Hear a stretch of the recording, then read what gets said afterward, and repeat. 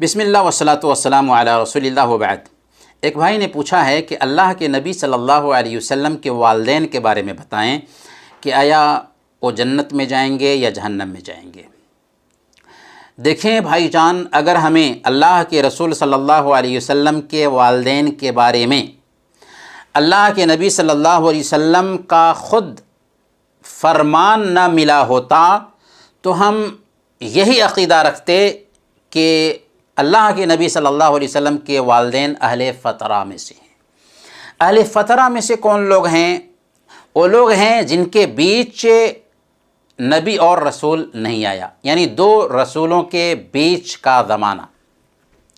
ایسے لوگوں کے بارے میں حکم یہ ہے کہ کل قیامت کے دن ان کو آزمایا جائے گا۔ اگر ایمان والے ہوئے تو جنت میں جائیں گے، اور ایمان والے نہیں ہوئے تو جہنم میں جائیں گے۔ دلیل کیا ہے؟ اللہ تعالیٰ فرماتا ہے سورہ الاسراء آیت نمبر 15، وَمَا كُنَّا مُعَذِّبِينَ حَتَّى نَبْعَثَ رَسُولًا، کہ ہم عذاب دینے والے نہیں ہیں جب تک کہ ان کے بیچ رسول نہ بھیج دیں۔ یہ حکم تو ان لوگوں کا ہے جو اہل فترہ میں شامل ہیں۔ اب سوال یہ ہے کہ کیا اللہ کے رسول صلی اللہ علیہ وسلم کے والدین کو اہل فترہ میں شامل کیا جائے؟ تو اس کا جواب یہ ہے کہ خود اللہ کے نبی صلی اللہ علیہ وسلم نے واضح کر دیا ہے کہ اللہ کے نبی صلی اللہ علیہ وسلم کے والدین جنت میں نہیں جائیں گے۔ گویا کہ اللہ کے نبی صلی اللہ علیہ وسلم کے والدین اہل فترہ میں سے نہیں ہیں، کیونکہ اس وقت بھی زمانے جاہلیت میں بھی حضرت ابراہیم علیہ السلام کی تعلیمات عام تھیں اور لوگ اس کو فالو بھی کرتے تھے۔ اس لیے اگر کسی نے اس وقت بھی شریعت ابراہیمی کو فالو نہیں کیا، شرک کیا، کفر کو اختیار کیا، تو ظاہر سی بات ہے کہ وہ جہنمی ٹھہرے گا۔ اور اللہ کے نبی صلی اللہ علیہ وسلم نے اپنے ماں باپ کے بارے میں جو بتایا ہے، ظاہر سی بات ہے کہ اپنی طرف سے نہیں بتایا۔ وَمَا يَنطِقُ عَنِ الْهَوَىٰ إِنْ هُوَ إِلَّا وَحْيٌ يُوحَىٰ۔ اللہ کے نبی صلی اللہ علیہ وسلم اپنی خواہشات سے کچھ نہیں کہتے تھے، بلکہ آپ پر وحی آتی تھی۔ گویا کہ اللہ کے نبی صلی اللہ علیہ وسلم کو وحی کے ذریعہ خبر دیا گیا تھا، تبھی تو اللہ کے نبی صلی اللہ علیہ وسلم نے اپنے والدین کا انجام بتایا۔ اس لیے کبھی بھی ایک بندے کو جذبات میں نہیں آنا چاہیے کہ اللہ کے نبی صلی اللہ علیہ وسلم کے والدین کیسے جہنم میں جائیں گے۔ بھئی ہمارا دین جذبات پر نہیں چلتا، ہمارا دین قرآن اور حدیث پر بیس کرتا ہے۔ آئیے ہم حدیث سناتے ہیں آپ کو۔ صحیح مسلم کی روایت ہے، حدیث نمبر 203۔ حضرت انس رضی اللہ تعالیٰ عنہ بیان کرتے ہیں، ان رجلا قال یا رسول اللہ این ابی، ایک آدمی نے اللہ کے رسول صلی اللہ علیہ وسلم سے کہا کہ اے اللہ کے رسول صلی اللہ علیہ وسلم، میرا باپ کہاں ہے؟ یعنی میرے باپ کا ٹھکانہ کہاں ہوگا، جنت میں یا جہنم میں؟